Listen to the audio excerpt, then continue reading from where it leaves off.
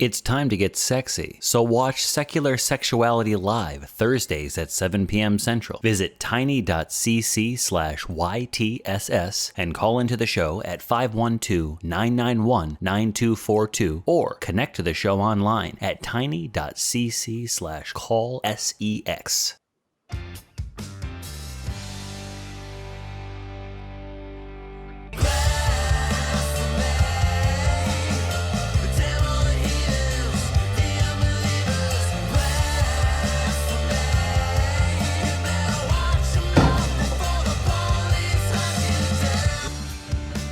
Greetings, salutations, felicitations, and all that great jazz, and welcome to yet another episode of The Nonprofits, the show where we discuss news and topics of the day from a skeptical, humanist point of view, or perspective, whichever comes first. My name is Cynthia McDonald, aka The Angry Afro, and today I am joined the second time in ACA history, an all-ladies panel. Hello, ladies.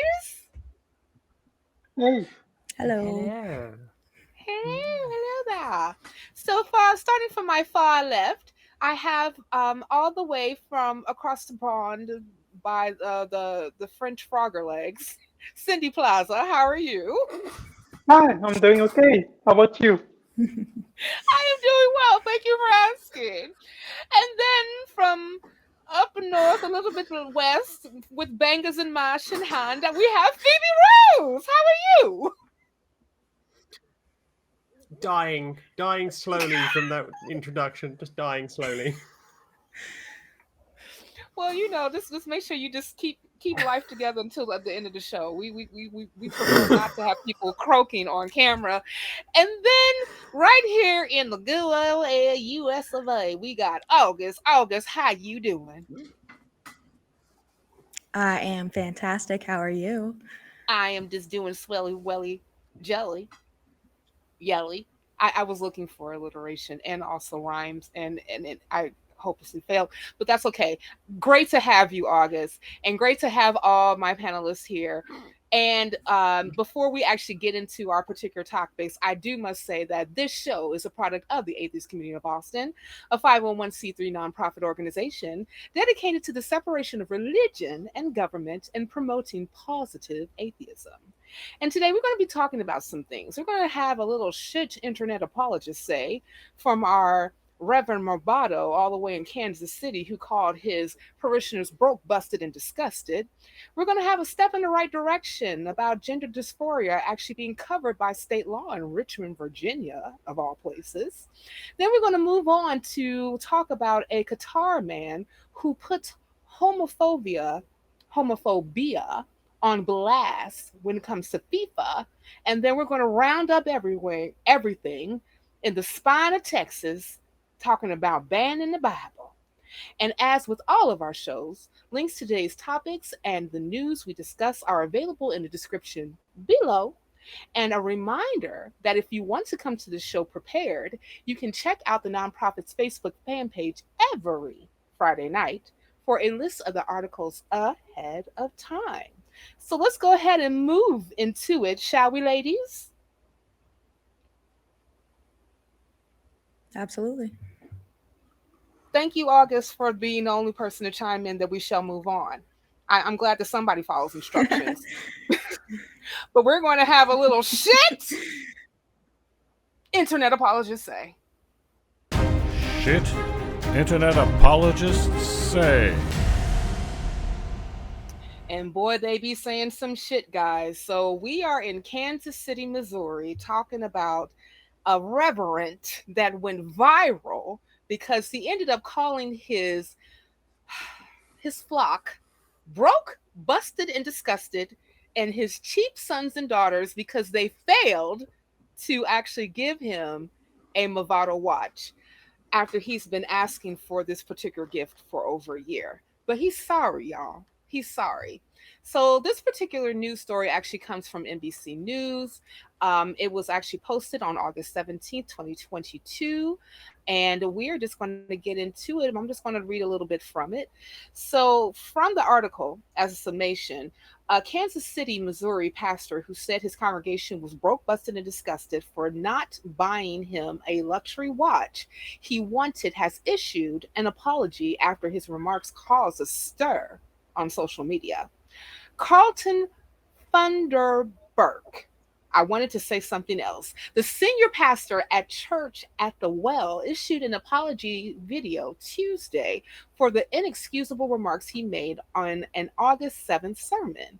Though there is context behind the content of the clip, no context will suffice to explain the hurt and anguish that were caused by my words. I have spoken to those I am accountable to and have received their correction and instruction. I have also apologized to our church, who has extended their love and support to me. So that is the summation of what we're just going to go into, and we're just going to go ahead and get into it. Guys, I would love to hear what you think, but I want to hear specifically from my bangers and mash gal, Phoebe. When you read this story, what did you think about it? It's Peter Popov on steroids. It's the modern day mega church seed money bullshit. My grandfather used to refer to clergymen in a certain way, and he's right in this case. He always used to say, "Here comes the gravy train of an easy life." And without a shadow of a doubt, this is Jesus pimping. And this is the worst kind of seed money, mega church, live off the vulnerabilities of others. If this guy was doing this to an elderly individual in a retirement home, like, you know, if for those of you that have seen Better Call Saul, if you were wandering around like James Morgan McGill, going around scamming people, you'd be had up as a criminal. How this guy has not been had up as a criminal? Oh, wait. I know why. Because we have deference to his religion. And that's the problem here. Deference to religion has allowed these whack jobs and skullduggery merchants to keep pilfering the pockets of the most vulnerable in our society. And that has to stop. Gee, Phoebe, what do you really think?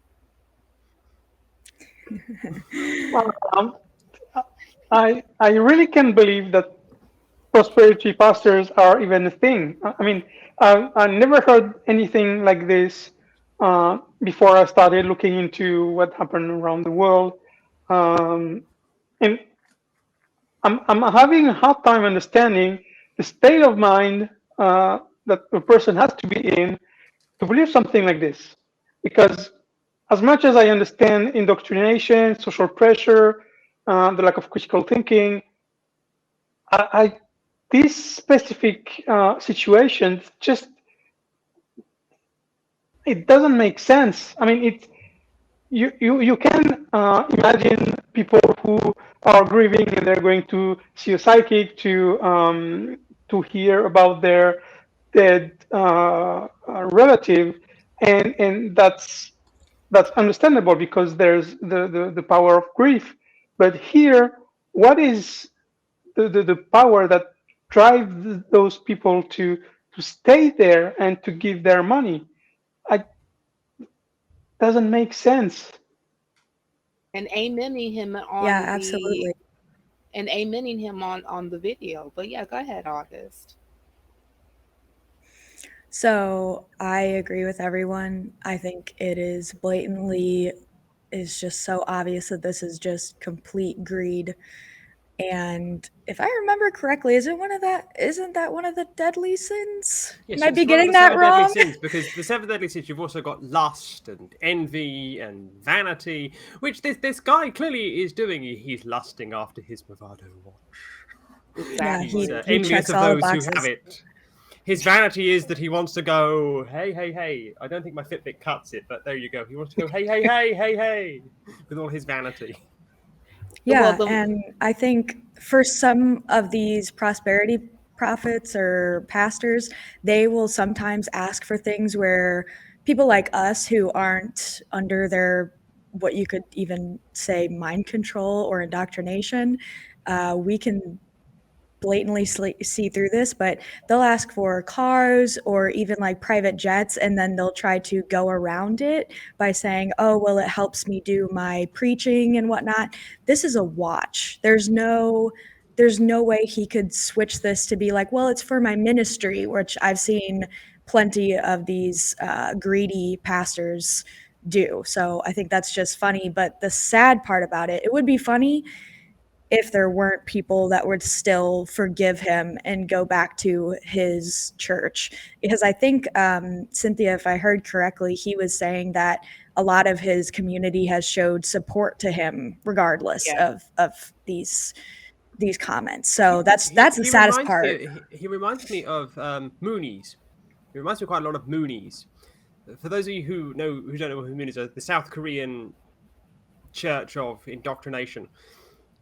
This is what it sounds like, but it's just on a below the Mason-Dixon line scale. And it really is quite disturbing that we have this hilarity, not as in ha-ha hilarity, but this hysteria going around of, well, I've got the entitlement. I'm standing up here, you're not. You will do as I say, because I'm going to invoke the word of God. And it's just like, mate. Did anybody actually watch the video? But did you all actually watch the video? Oh, I did. Or the video clip? Yeah, before he did. Oh, yeah. Because, like, there... Yeah, okay, so, like, guys, like... And they'll be, like, in the show notes. But there is a video clip specifically of him berating his... the congregation about not buying him the Movado watch. But there's another video that will also be in the show notes where he was... apologizing for the things that he said. Of course, the apology was way more somber, right? And way more demure, if you want to think about it. But it was very funeral march, very funeral. Crocodile tears. It was a drudge. It was an absolute drudge. Crocodile Dundee would have been impressed with those crocodile tears. But ching, that's not a knife. But regardless of that, when you look at the difference, that's a spoon. Exactly.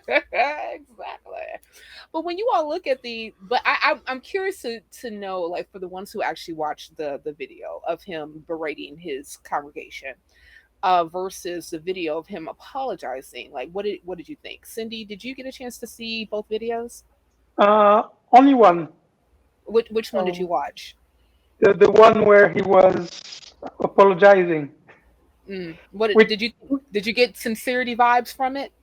Not really. But it comes back to what I was saying. It's you mock and berate people, and then you apologize for. But no, it's unbelievable, either from the outside or from the inside. I don't understand how those people can believe him and forgive him. Well, and I also think that it's not that he's up. I don't think he's actually upset that he said it. I don't think he's apologizing for saying it. I think he would gladly still take a watch if they would give it to him. I think it was I'm apologizing because I got caught and now I'm getting negative backlash from it. And that is just the most insincere form of apology you can give. So I thought it was completely fake. Absolutely. The problem that he's got here, well, not that he's got, is that the congregation have stopped seeing him as a professional, and they've stopped seeing him as somebody who is someone they're going to for spiritual advice. They've seen him as a family member, and he's getting away with it. It's like your mother or your father shouting at you, "You didn't get me this, that, and the other for my birthday." Well, hang on a minute. This guy isn't in a filial relationship with you. This guy is effectively a stranger to you that you just go into a building and you just listen to him spout off things. If you were like in a relationship with him and you said, okay, I'll get you this Movado watch for your birthday, and then you don't do it, and you've built it up and built it up and built it up. But no, this guy, he's just a grifting charlatan. Well, I would want to bring a little context to this whole thing about when we're talking about a relationship between a pastor and a congregation, specifically in the United States in the Black church. So Kansas City, I believe, is roughly about 27% African American. The average income is around $37,000 per Black family, just opposed to over 63 to $67,000 per white family. And there is a history of having this shepherd flock relationship, and not just like in the church period, but really integral in the Black church, and they're to the point where like a pastor is seen as a father. I, I know this even from experience for some other people who happen to go to churches like this, is that the pastor would introduce themselves to the congregation, especially if they happen to be cisgender women identifying folk, and even cisgender men identifying folk, especially if they did not grow up with a father that saying, "I am your father." So when he was doing this whole berating, calling his people broke, busted, and disgusted, cheap sons and daughters, etc., etc., it was like, you have failed me as my child to show your appreciation for what I have poured into you as a spiritual father. Now, with that being said, what do you guys like? What are some of your thoughts that are like swirling in your head? I will go down the line: August, Phoebe, and then Cindy. So I just want to say that people like this is why, Christians or even any kind of people of faith are turning away from the religion, because they are seeing these pastors for what they are. Even at best, they're just lying to you or telling you things that aren't true. So if you're already questioning and then you see stuff like this, you're like, hey, wait a minute, maybe they aren't a messenger from God, because I'm more moral than they are. So then I would start to question, hopefully, I would hope. So I think that pastors like this create atheists. So as terrible as it is, maybe that's a good thing that comes out of this, hopefully. Mm. Phoebe, how about you? Give Phoebe some tea. Speechless. She's speechless.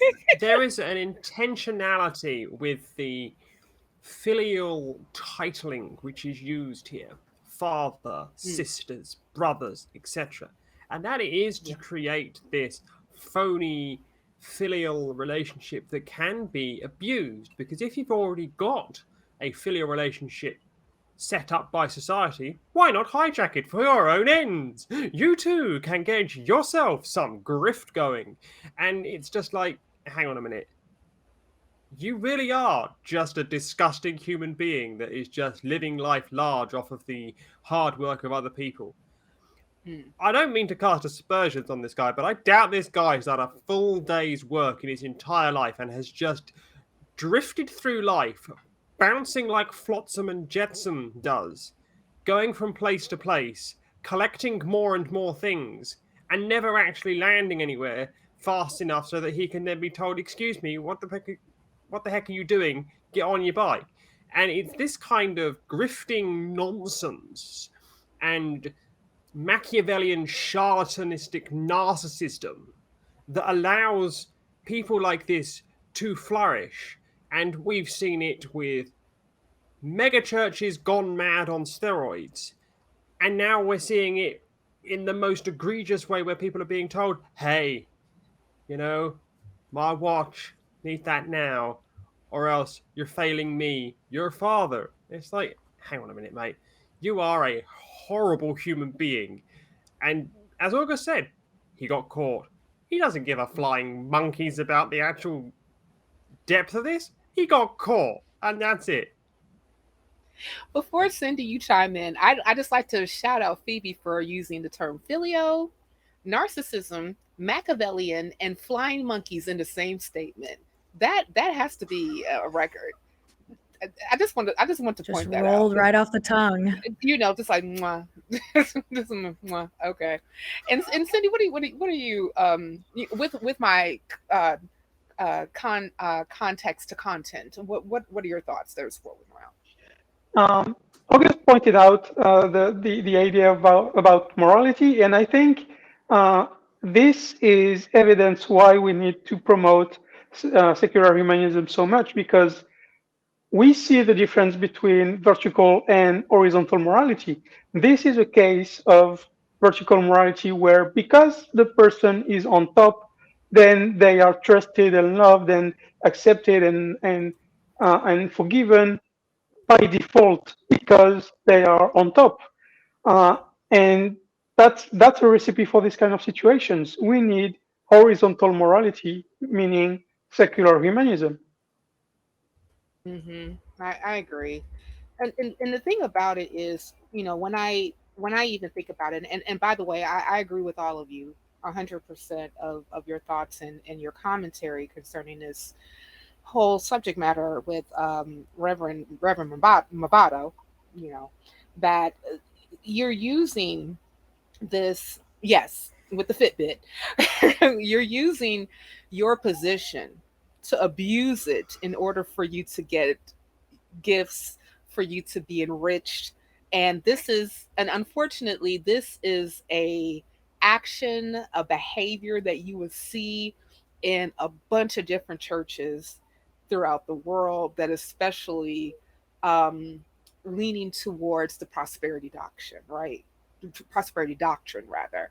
And it's sickening. And especially like when I mentioned about specifically the city that this particular church is in, with the what the congregation demographic is like, especially economically, that you will berate these people because they did not get you a watch that could cost over $3,000.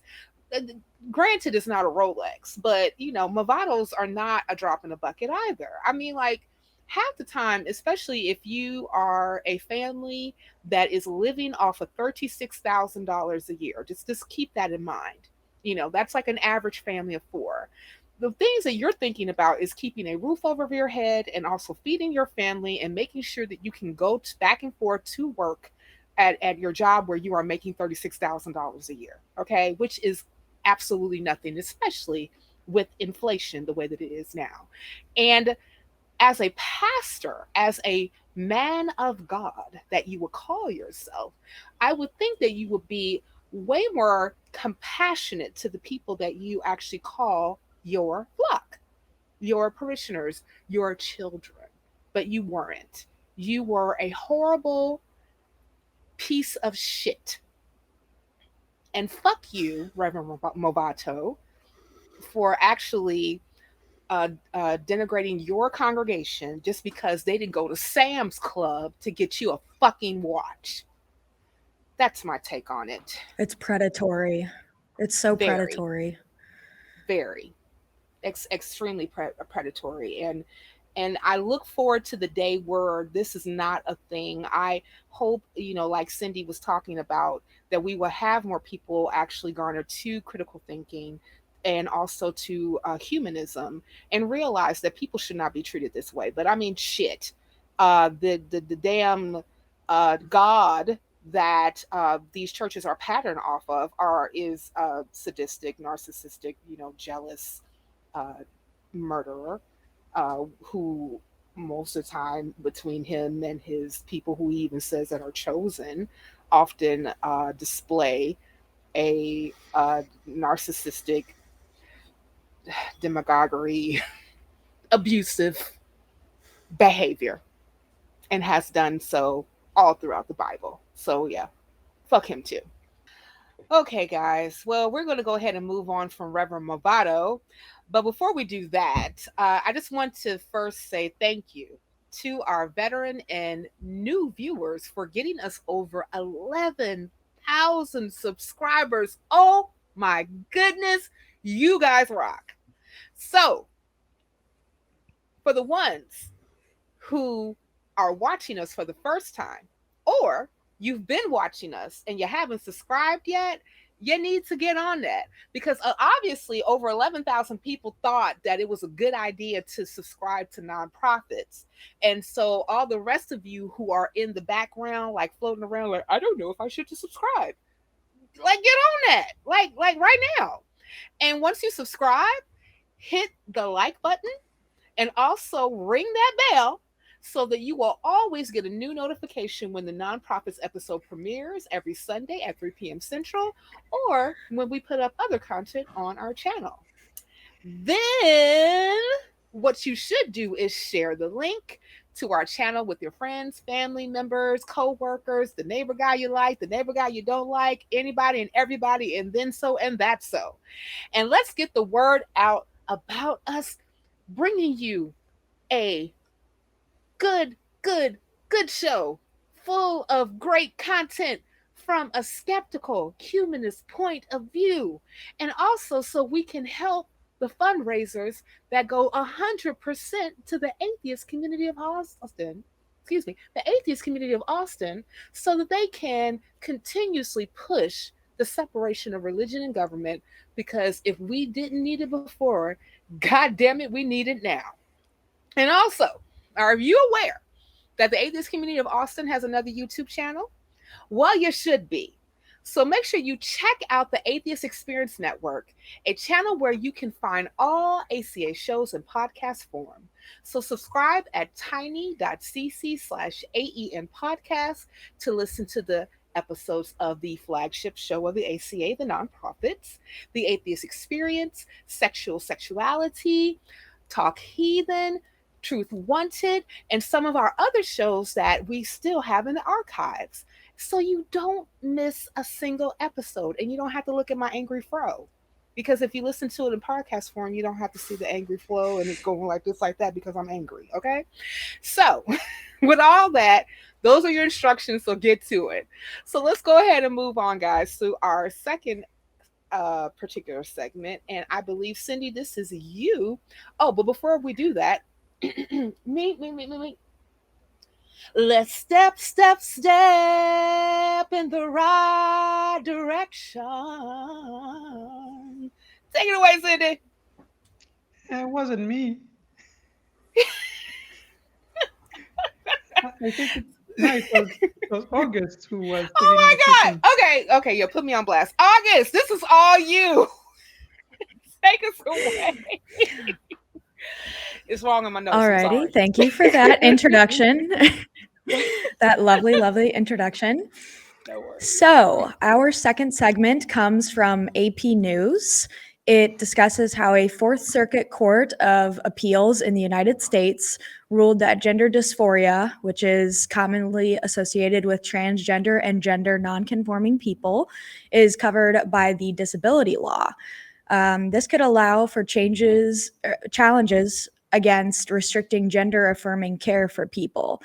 Unfortunately, it was the result of a transgender woman having to sue a county after she was placed in a male jail. Awful. Cindy, what do you think? Well, I'm thinking it's about time. France has some kind of similar system where all the long-term afflictions, and gender dysphoria is counted as one of them, you have all your medical expenses taken care of, meaning you pay zero for that. And I think that's one of the reasons why the US so desperately needs a real healthcare system. So I think this situation was pretty horrible. What they did to her was horrendous, and I'm glad it was changed. All right. Cynthia, how about you? Well, I was going to go ahead and just let Phoebe go in, because Phoebe already, it's written on her face that she got something to say. So go ahead, Phoebe. This is the worst excesses of the American legal gymnastics that are undertaken because of the political machinations that are going on in America today. The problem that you've got here is that this is just symptom of a wider ailment. There's no way on this green earth I, as a trans woman, should ever go anywhere near a male jail. I would be at serious risk of being raped, or worse, murdered, simply for existing in these places. And the fact that was even a thing in the first place is an absolute disgrace. This is the worst excesses of America. And the fact that this is a thing, and I'm now being called disabled just because I'm a trans person, I find that offensive. But it is the legal gymnastics that are being done to get around these other nonsensical, ridiculous pieces of gymnastics that are being done to enable this bigotry to be foisted upon society. And if this is the way that it's being challenged, that's just as bad, because all you need is some lunatic, this critarchy that's running America with these 5 tossers that decided that they now run the law. If this is where we're going with America, America is fucked.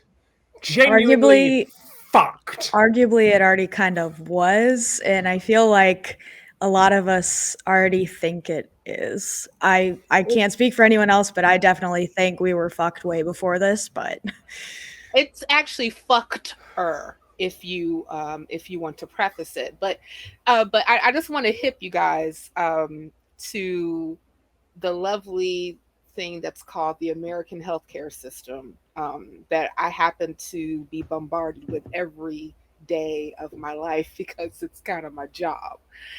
The problem with my condolences. Yeah, as you should condole me.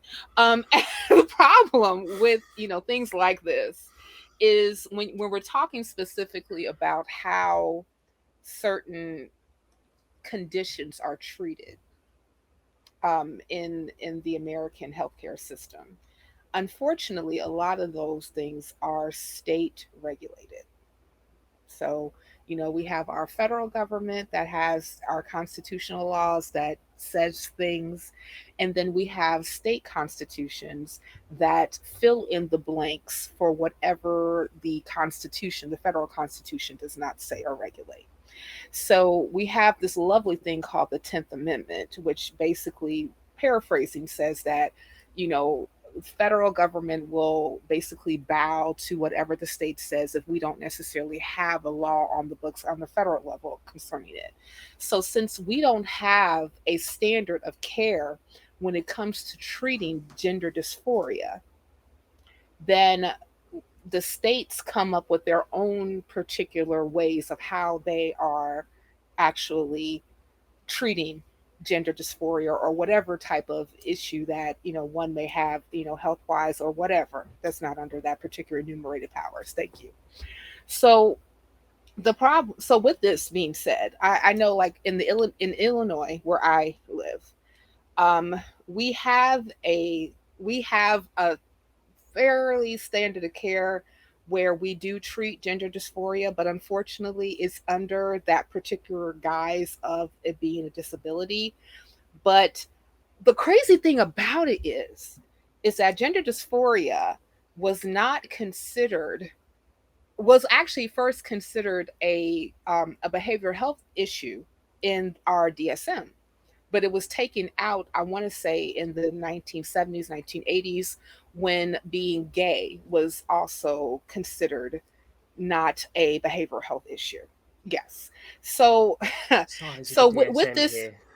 Yeah. It does, like the DSM is like, it goes like, it's worse than the Bible.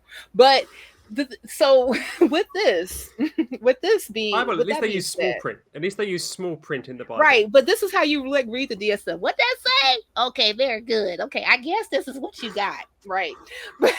But the thing about it is that, so at least in Richmond, Virginia, if you actually treat gender dysphoria as a disability, then you can get funding or healthcare coverage so that it can be treated. So how is that treated? That's going to be treated by you being able to get, HRT therapy. You can, and it also can even go into gender affirming surgery if that's what you decide to do. So it's shitty the way that it's categorized, but unfortunately, our system is shitty. I know. I talk to my patients every day about things like this because a lot of my patients are transgender, and especially when it comes to navigating the system so that they can get their hormone replacement therapy, and they can also get navigation so that they can actually do sexual reassignment surgery if that's what they decide to do or what have you. Trying to just go through that, especially if they have Medicaid, which is the insurance that is state regulated, even though it's federally funded.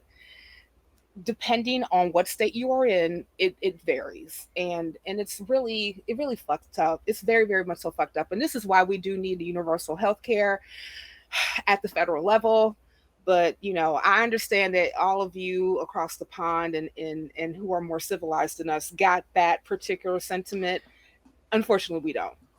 But go ahead. What were you going to say? I want to jump in here. I want to jump in here, please, because whilst please. the United Kingdom does have a universal, free at the point of use healthcare system, in the United Kingdom, gender affirming care may just as well be toilet paper.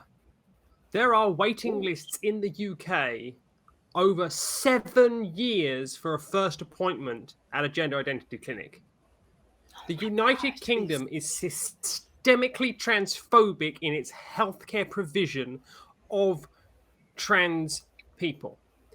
There are roadblocks in the way. It is treated as a mental health condition. It is centralized, and the waiting lists are years and years and years long.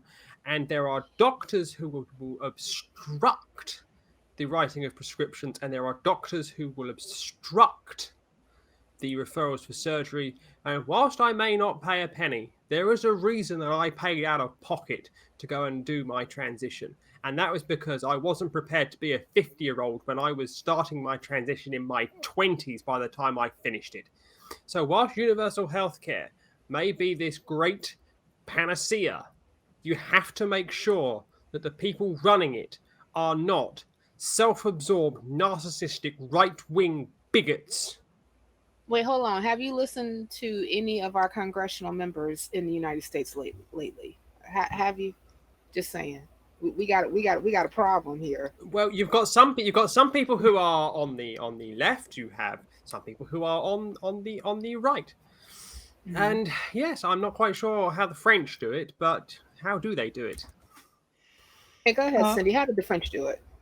The French has, like I said, one payer system where everything is taken into account, but it's still not perfect. Like in the UK, you have some places where you treat it very very badly. Like when I started, when I wanted to start the procedure, I had to see a psychiatrist, and after 3 sessions, she told me that I was mentally ill, and unless she couldn't cure me, then she would allow me to go through the procedure.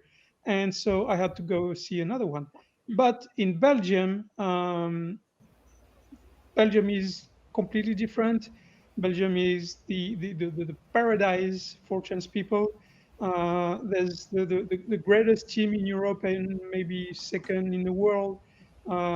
It's a pluridisciplinary team. It's just great, just great. If you can, and yes, it is a real country, federal country, like a bit like the US. But yeah, just come here. You can even practice sports here as a trans woman. That's great. One of the things that I really hate, because that's very similar to how a person can be treated or be able to receive gender affirming care, is the gatekeeper is the psychiatrist. And again, that can vary from state to state, depending on whatever that state's rules are concerning gender affirming care, or even if they have them, or if they decide just to be completely oppressive. The issue is that depending on how the psychiatrist diagnoses you, then would determine, and that normally is like when they say gender dysphoria, the way it should be interpreted is that it's not necessarily that you have a mental illness, but it's just that you do not identify with the gender that you were assigned at birth. Therefore, since you do not identify with that particular gender, you should receive proper treatment in order for you to receive, the care that you need in order for you to live a happy and healthy life. But we still have this whole discourse in the United States, and I'm pretty sure it's global, where trans people are not even seen as people, or they're not even like recognized as far as being able to see them, or even being able to see them as themselves, or even live their truth. I don't know how many times I have gone through different arguments with friends of mine who just want to have this very binary delineation of what gender is. Gender is man, gender is woman, and that is, male is man, female is woman, and that's it. And I'm like, no. It's ethnocentric Why gone mad. can't I be an octopus, right? Oh, What? Say that again, Cindy. So Why can't I be an octopus? I personally am an aardvark, but no one actually wants to recognize me as that, and that's real fucked up. But what were you going to say, August? So one thing I have to have us talk about, and it's sort of a side shuffle, but it's still related to this. In the article, there was, I think, a quote by the current Texas governor, Greg Abbott, saying fuck him. that gender. Oh, I got Phoebe all riled up now, for good reason. I hate Greg Abbott. I don't know what sane person doesn't, but he called gender affirming care child abuse. And hopefully you've seen the news, but if you haven't, Texas just had another massacre, and not only a massacre, but a massacre of children, which I think it goes without saying how abhorrent that is. But the fact that he's calling gender affirming care that has been proven to save lives and make people happier, he's calling that child abuse. Yet he does nothing about literal children being massacred by the dozens. And I can't. After what happened in Uvalde, Greg Abbott went on television and he said, "Today we saw the worst excesses of a maniacal maniac attacking children. Mate, there's a mirror. You should be looking in it, because you are the maniacal maniac abusing children by denying what is a standard of care that is universally accepted medically by anyone who is not a charlatan and a quack." This kind of attack on the existence of people just for being people is the modern equivalencies of what was happening when we had the slave trade. People were just commodities. Yeah. People are not being seen as people. People are being seen as political footballs, and they are having their lives ruined by people who do not give a flying bat about this kind of nonsense that's going on. And it just irritates the arse off of me. We're more than 5 minutes in. You can say flying fuck. Thank you. Yeah, and I agree. Flying fuck. Just go ahead, Phoebe. Just say it. Say it. And we need to point out the racism of that as well. The fact that if a white person goes and shoots a bunch of literal fucking children while the police stand there and do actually fucking nothing, and then, well, it could have been worse. But then if a brown person does that, they're a terrorist. And if a black person does that, then, they were raised in the ghetto or whatever other derogatory racist bullshit you want to say. But when it's a white man or even a white woman, now it's mental health issues. And I can't. The other thing that gets me, though, is that Now go ahead, Phoebe, and then I'll chime in. The other thing when it comes to the level of racism, it doesn't just extend to, excuse what I'm about to say, people who look like Cynthia. It extends to people like me as well, a Jewish woman. As a Jewish woman, it extends to me as well. I may not be a religiously Jewish person, but I do wear a Star of David, and there are some parts of America I do not feel comfortable walking down the street wearing my Mark and David, because I don't know if some lunatic's going to target me for that. Mm-hmm. And that is just hand-waved because of all these conspiracy theories that are bandied around that come along with being a trans person as well. So I've had people turn around to me and say that I'm a person funded by George Soros, and therefore as a trans person and as a Jewish person, I must be in his pocket. Oh. Well, and also that wraps back around. The racism can be tagged back to the transgender confirming care because, unfortunately, minority groups, Black, brown people, any kind of minority, they are more likely to not receive those gender affirming care. And they're more targeted for aggressions and attacks. And so I think this just comes full circle that this is just such a bad problem. Yeah, and it also, like, this even goes to, like, you know, the whole statistic about Black trans women actually more prevalent to die from murder at 35 years old. You know, that's a definitely real thing, especially when it comes to the intersection of not only being trans, but being Black, and also being in a lot of times in poverty, because, you know, unfortunately, especially when you're talking about Black LGBTQ people, especially here in the United States, is that they have a tendency to live at or below the federal poverty line. And a lot of that is because not only do they have to deal with the historic portion of racism for being Black, African American, but they also have to deal with the additional caveat of being either queer, or whether they're gay or they're lesbian or trans or what have you.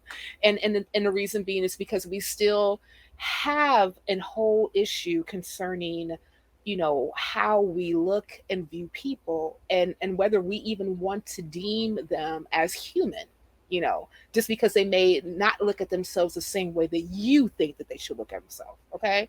So, I would say that with this particular thing, yes, it's a step in the right direction, because we do at least have a law that says, hey, if you are diagnosed as gender dysphoric, you can get care, right?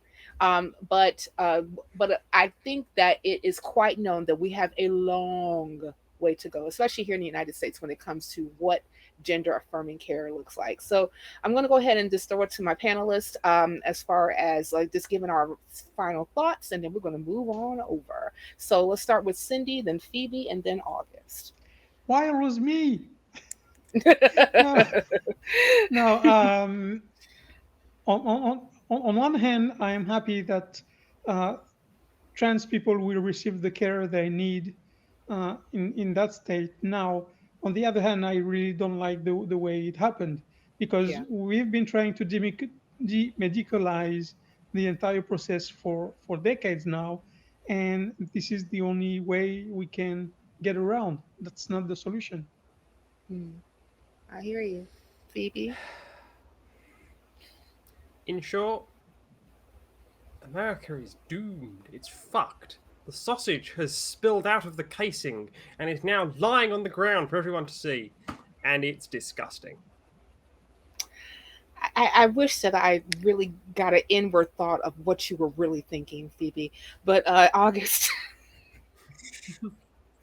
Yeah, I mean, I'm pretty much just going to say the same thing. I don't really like the fact that it's being called a disability. I think there's a lot of things that need to be fixed with that. But as others said, I am happy that this is a somewhat step into the right direction of a long, long, long road of fixing our entire society. We need to wreck it and build it back up, because it's just horrific at this point. I hear you, ladies. I hear you. Well, you guys, I want you to take a break, and all of you in our audience, please take a break as well. Then breathe, because that was pretty heavy. But if you didn't tune in to the other ACA shows last week, here is what you missed. So, and in that moment, I was so disillusioned. I was just like, you can never have faith in other human beings, you know?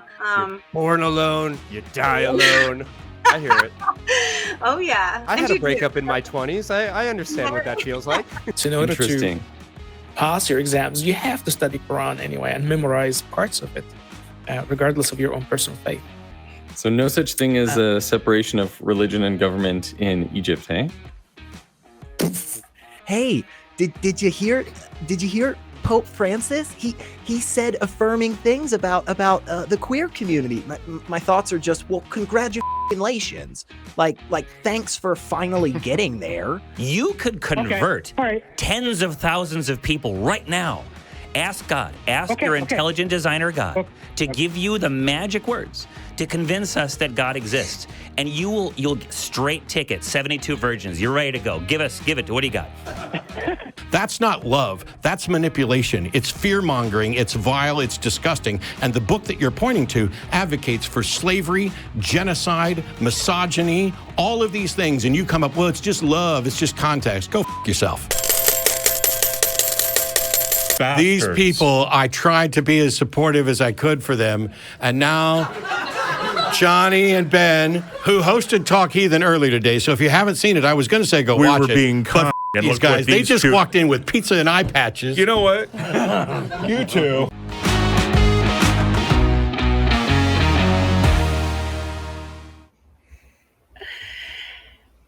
And we are back.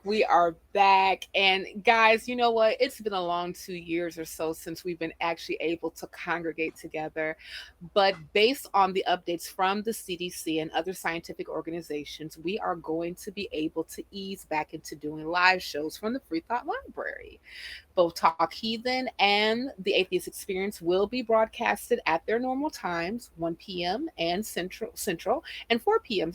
respectively. But now you can be a part of the studio audience. So start planning now to get the whole family into the station wagon to schlep on over to Austin, Texas, USA to meet and greet your fellow non-believers, show hosts, and the people who make the magic possible. The crew. The doors to the library will be open at 12 noon to the public, so we hope to see you there. If you can't make it there in August, which is pretty much over, we will continue to broadcast from the library the last Sunday of each month.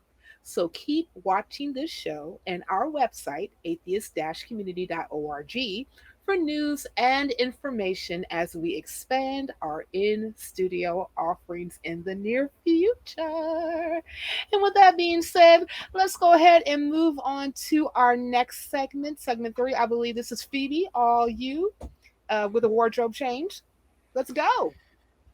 Well, yes. So this is the MSN article, and we're discussing Nasser Mohammed, who's a Qatari born, now USA-based doctor who claimed asylum in USA because of the persecution that he would have faced had he returned. And he highlights some very interesting things about Qatar as a country and how sports washing is taking place in Qatar under the face of David Beckham and FIFA.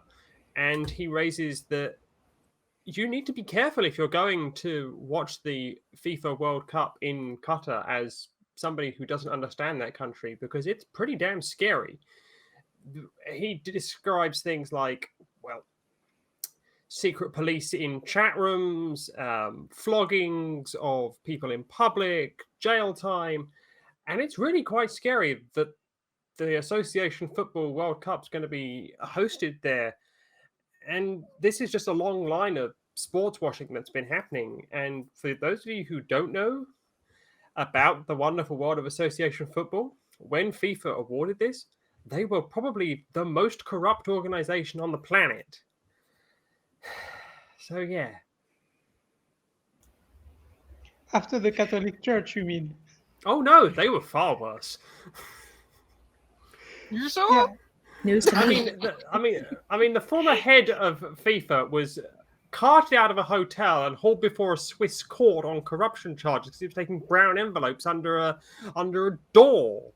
And this is not an organization that, takes, morals seriously, shall we say. And the Catholic Church does. But go ahead, Cindy. No, but it's always a difficult discussion to mix sport and politics. Recently, France has played several games, and on every interview, Didier Deschamps was asked about this very specific topic. Are you going to boycott the World Cup in Qatar? And his answer was always the same. I'm a football coach. I don't do politics. And when you think about it, it can only come from the players.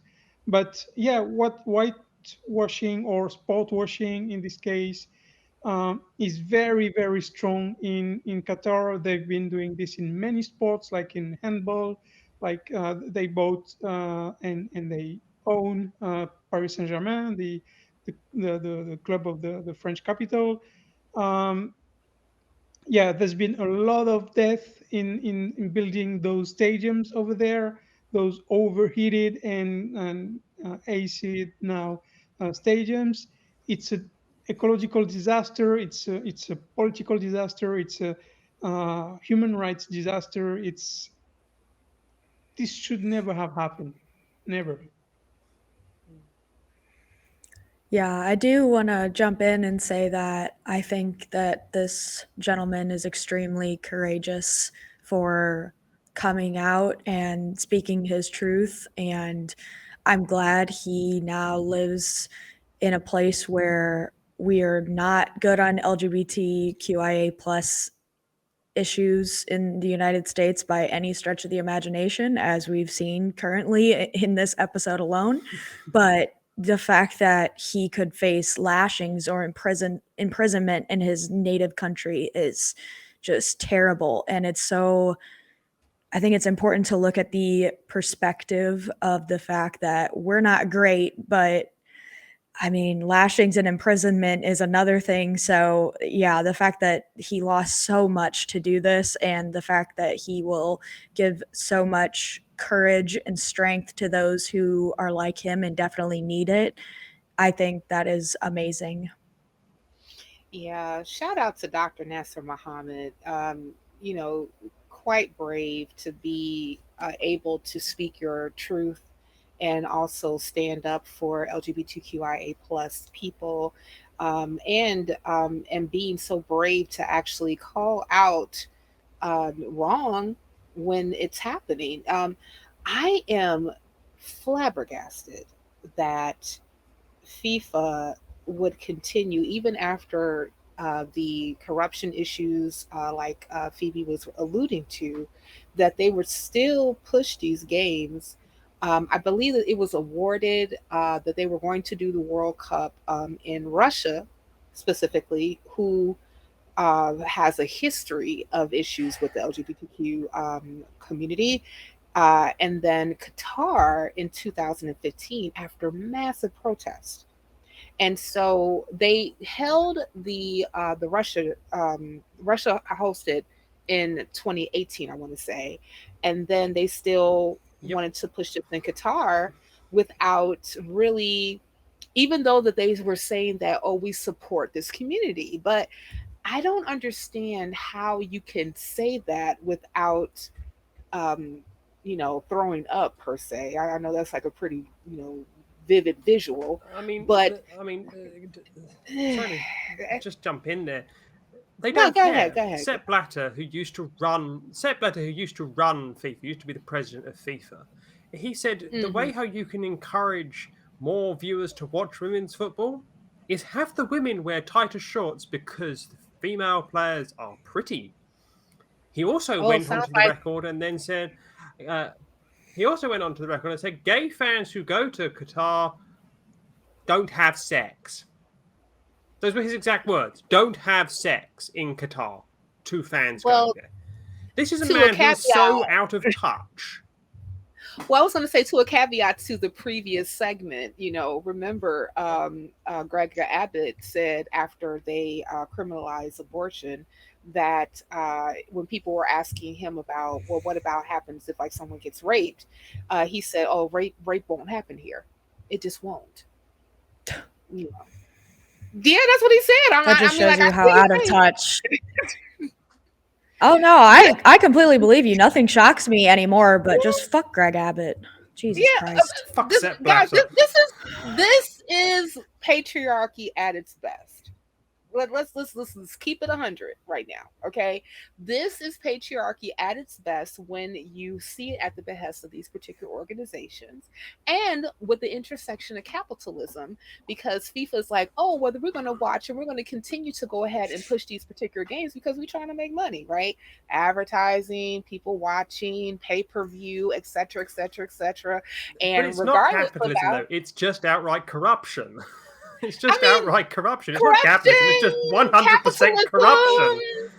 Corruption, capitalism. They ain't the same thing, but I know where you're going. Yeah, I'm just saying, but with any of those things, like capitalism in of itself has a way, especially without regulation, to be corrupt. Let's just keep it a buck, okay?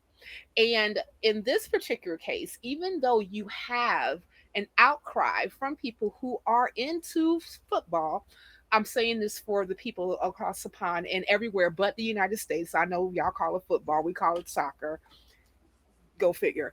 But this is what we are seeing at this particular juncture when we're talking about like people being able to completely be blind to what it is to actually practice human rights. Because this is what we're seeing right now. And even though like, I know I don't have a dog in the fight because I'm not a football watcher and, I'm a cisgender woman, but I still believe in humanism and treating people with dignity and respect because they're human. And when I was even reading this particular piece and seeing that they were able to even like award these particular countries who have major human rights violations to actually, say, okay, well, we're going to do some football watching and call it a day. It really grinded my gears. But I'm going to shut up now and I'm going to give it back to the panelists. I'm going to first, Phoebe, you chime in, then August, and then Cindy. Yeah. But FIFA aren't the only organization doing this. I mean, you just got to look at the IOC. The IOC arguably started this in 2008 with giving the Summer Olympics to China. China, one of the worst human rights abusers on the planet, that is currently engaged in genocide against Uyghur Muslims in Shanxi province, which is a former country of Turkestan, which they invaded and annexed. And then we have the nonsense going on in Saudi Arabia with the Live Golf tournament, which is destroying the PGA as we know it. And as Cindy said, Saudi Arabia got in the game in England. They purchased Newcastle United Football Club and are now pumping sovereign wealth into that club. This is not something new, but it is something that we have to be very, very aware of.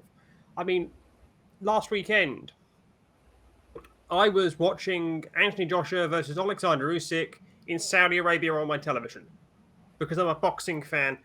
I went down to my pub. I was not going to be paying for that, but I'm a boxing fan and I wanted to watch the world heavyweight boxing, but it was taking place in Saudi Arabia. Why isn't this taking place in Vegas? Why isn't this taking place in London? Why is it that these countries can buy a trip to the laundrette, or laundromat as you Americans call it, and get their reputations laundered? But some stains are a lot more difficult to get rid of. And chopping up journalists is one of those stains that's really difficult to get rid of. That's a mouthful there. August, I don't know how you're going to follow that, but go ahead, girl. I'm going to go towards the very positive aspect of this and say that, I've always seen soccer, football as a very inclusive and a safe spot for people, and it's a way that the world can come together. And I think that stuff like this is just abhorrent, and I think it divides us, and I think it is not challenging the fact that these countries are committing terrible atrocities, and they're just kind of shrugging it off like it doesn't matter. And I just think everyone should be involved, everyone should be included. People should feel safe watching, going. It is probably one of the most played sports in the entire world, and these events are such big events. I wish we could all be inclusive. And I mean, it's wishful thinking, but I wish it was better. Nothing wrong with wishful thinking. But I'm going to give the final thoughts to Cindy. Cindy, take us home the best you can.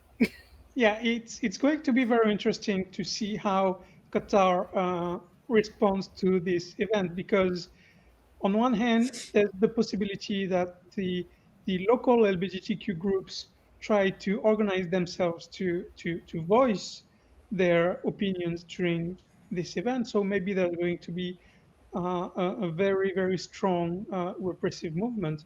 On the other hand, what will happen inside the games, supporters might try to send messages. So are they going to be hidden? What are the cameras? How are they going to manage this? I think it's going to be very interesting to see how they respond to this. That's a good point. Yeah, I think it's definitely something that, should be watched. I'm always interested in like how countries, governments, especially when such a big stink, without using proper terminology. Unfortunately, I don't have the verbosity of Phoebe Rose, but it's really interesting on how these particular governments would actually respond when you're seeing such voices that are coming out to saying that you have human rights violations and it's a big problem, but you are putting your hat in the ring in order for you to host these games, where football, like you mentioned, August, is like the most watched and played sport in the entire world. And sports in of its way is supposed to be a way for people to come together, to have like a friendly competition with one another, and also rally around who we like to be fans of. And but it's unfortunate that in this particular case, that something that should show a coming together of the world with the World Cup being played is being overshadowed by this gross violation of human rights. All right, guys. Well, we're gonna come into we're about to bring the horse into the stall. But before we do that, I just want to tell the people as you breathe that you too can become a member of the channel for as little as 99 cents a month. That's right, 99 cents. So click the join button below the video, and this will give you access to special chat emojis. Like if you're into that thing, and if you want to see like chat emojis that don't look like the standard ones with the smiley face or the laughing emoji or all this other stuff, or something that looks like Pac-Man, whatever, you're gonna get special emojis. So become a member. And also, we have a new store. I know I want to say new store because it's like it's new months old, even though it's been around for a little bit. So it's new-ish. It has like that new store smell per se. So if you are interested in the new-ish store, visit tiny.cc/merch ACA. That's tiny.cc/MERCH ACA to get your favorite items like t-shirts, hoodies, and coffee mugs. And you can check out new items like beanies, phone cases, and tote bags. And all the ACA shows feature a special limited edition item each month. So be sure to check out the store for NP merch and merch from all the other shows. All right, y'all. Let's go ahead and bring this dog and pony home because they're hungry and they're thirsty and they've been running around for a while now. And we are now with Cindy leading. I think I got that right. Cindy, right? That's the right time. Yes. All right. Yes. Yes. Yes. Well, go ahead. Take away, Cindy. So we have this very interesting article from NPR dated from August 18th of this year. It talks about how Qatar Independent School District outside Fort Worth decided to ban over 40 books, and including all the versions of the Bible, and some of them containing LGBTQ themes or characters. So they're in a process of reviewing those books, and we don't know obviously what are their criterias, but I think it's interesting to see that Bibles are forbidden in schools in Texas, which is, we know, Texas. And so, yeah, there's this very, very strong will to avoid talking about certain topics like slavery, like genocides committed by the US, like all those things that are fought tooth and nails by the far right in Texas, and this is part of it. What are you all thinking about this? Phoebe, what do you think? It's deliberate. You can't scrutinize something if you can't read it. If you ban the Bible, you can't scrutinize it. Therefore, you can't scrutinize their foundation. This is not accidental. They don't want to be challenged. They don't want their worldview challenged. They don't want to be looked at and be made uncomfortable. So if you ban the one thing that could do that, guess what?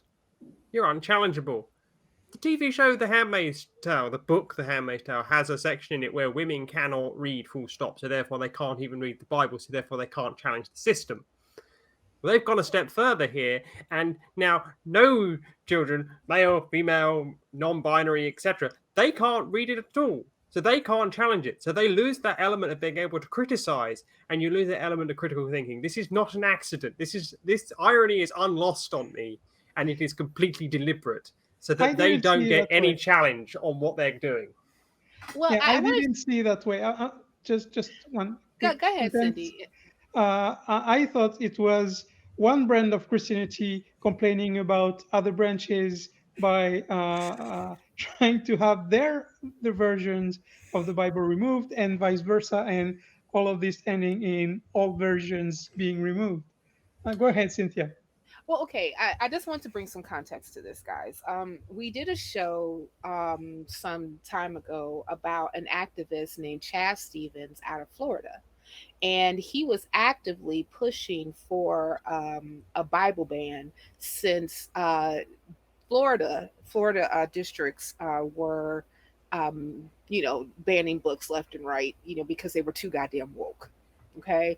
And so Chaz was saying that, well, hey, if you want to ban other books because you think that they're woke, or you think that they're violent, or you think that they go against morality, whatever, then one of the biggest books that you need to ban is the Bible. So in Texas, in this particular district, parents can chime in to say what they want banned. And since we have books like Diary of Anne Frank, the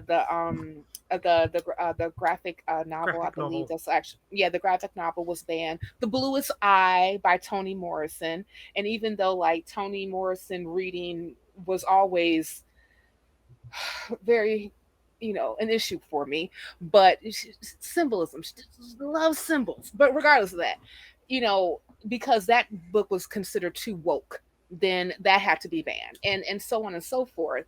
Then some of the parents was like, well, hell, if you're gonna buy all these other Bibles, all these other books, you need to go ahead and ban the Bible. It's violent. We can argue that it's devoid of morality.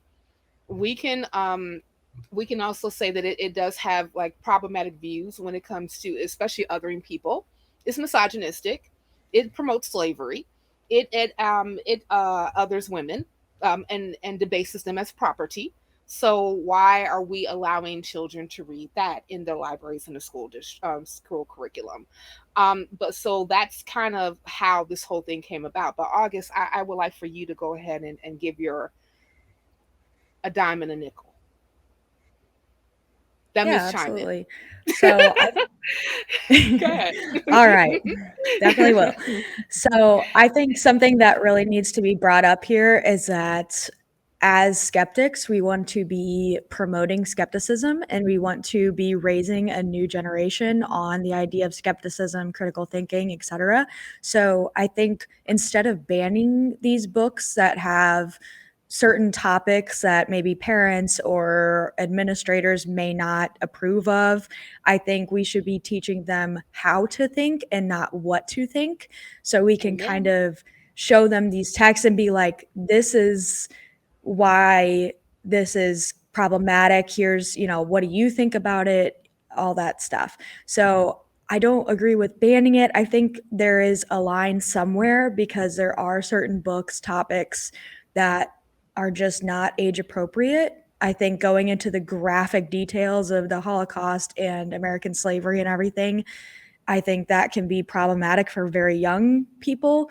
But I think there's versions of those terrible things that are age appropriate, and those books should be included because we need to be showing them from a young age these atrocities happened, they're bad, and we're not telling you that they're bad just because. Here's the reasons why they're bad, and then promote the skepticism of, well, how should we think about this, and what is your epistemology, other than just telling them, well, this is bad and just accept that. So I don't really agree with the Bible being banned. It's ridiculous on its own accord. Let them read it. Let them see the atrocities, and tell them, well, we see similar things happening in our world and you can make connections to them. And I think if we teach them that critical thinking, those lines in those will be drawn in their head automatically, hopefully. So I think that's what needs to be promoted, is more of the skeptical thinking, the secular humanist point of view, and then it will all just fall apart on its own, I think. Well, I don't want to put like a caveat of like, oh, well, slavery or the Holocaust shouldn't necessarily, we should be thinking about like when though they be exposed to that. I think that should be up to parents, because you're going to have children that's going to be a bit more savvy and be able to take subject matter, versus some others. And parents know and they know their children more than anything. And regardless of any of these things, it's history. It happened and it should be talked about. It should not be considered, oh, this is a woke thing, therefore we shouldn't, we should not allow children or whatever to be able to be exposed to it.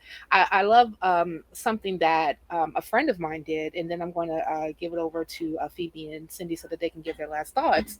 But one of my friends had, who was an atheist, his daughter asked him, can I go to church with my grandmother? He said, yes, only if we talk about it afterwards.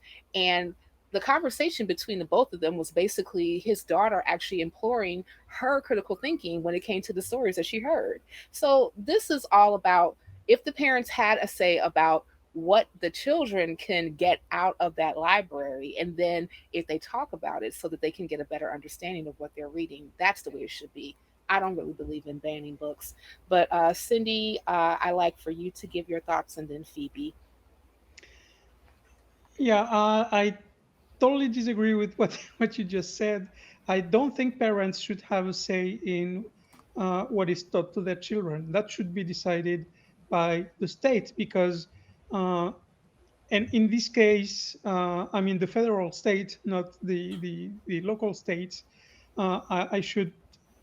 I find it. I meant in libraries.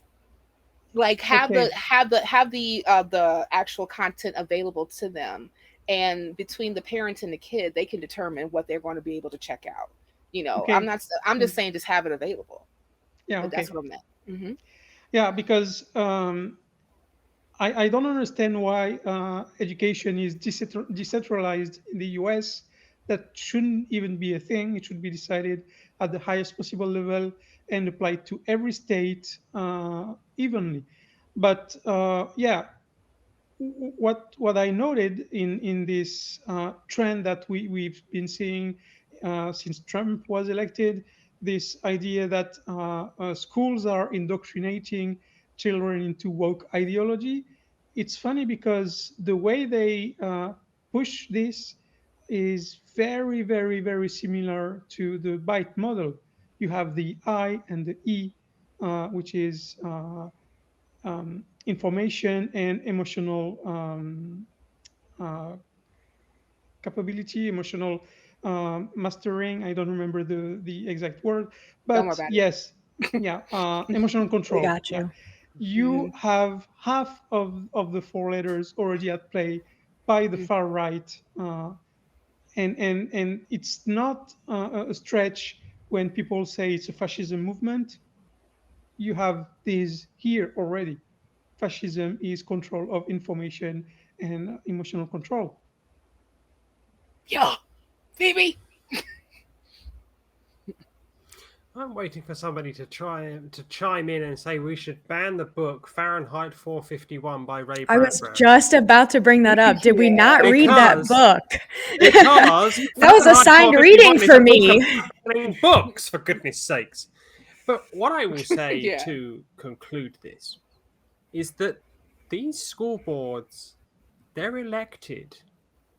Yeah. If you don't like it, run for something and keep these idiots off the board. There's too many idiots is the problem. Yeah, too many The MCs, idiots not vote enough for the microphones. idiots. Too many. Well, you know, I will say this. You gotta and, if you want to keep government Go ahead. out of religion, you want to keep religion and government safe, do something about it. Stand up and say, I disagree. That's what you need to be doing.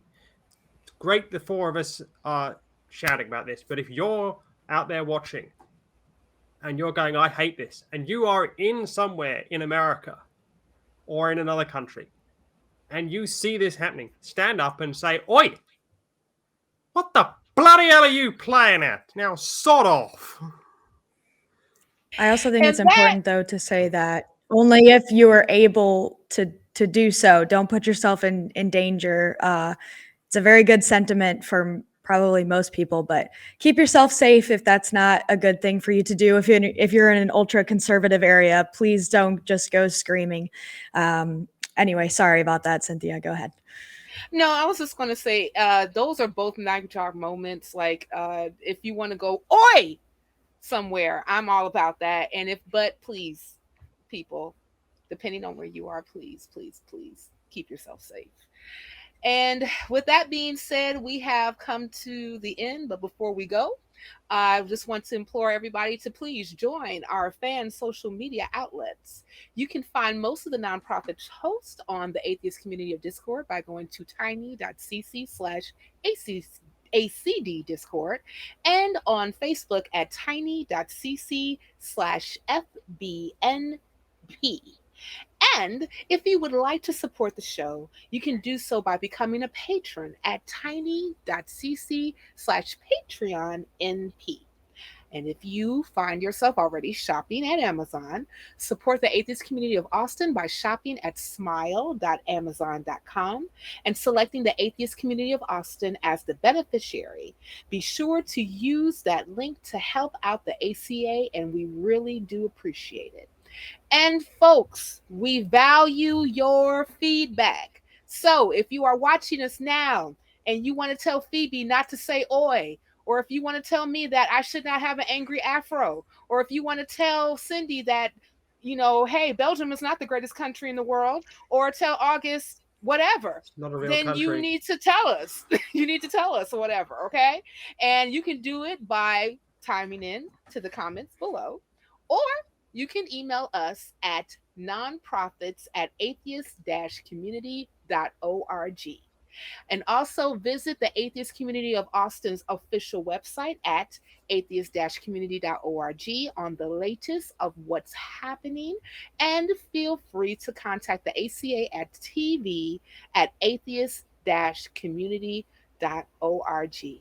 And I just want to tell my hostesses with the mostesses, it was a pleasure, ladies, having you on the very second ladies panel here on the nonprofits from Belgium, from the UK, and from wherever the hell AUKUS is. I just know that you're here in the United States. So thank you all for being here.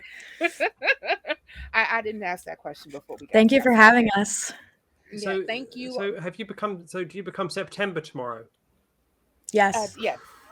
Yes. As of this recording, we become September tomorrow. And I will not sing because that whole song is in my head.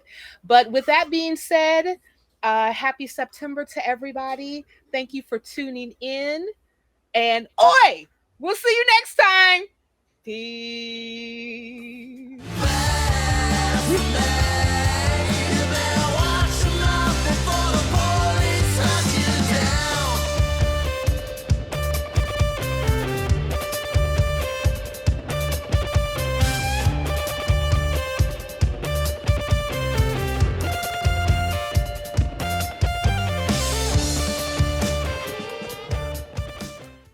Watch Talk Heathen live Sundays at 1 p.m. Central. Visit tiny.cc/YTTH and call into the show at 512-991-9242 or connect to the show online at tiny.cc/callth.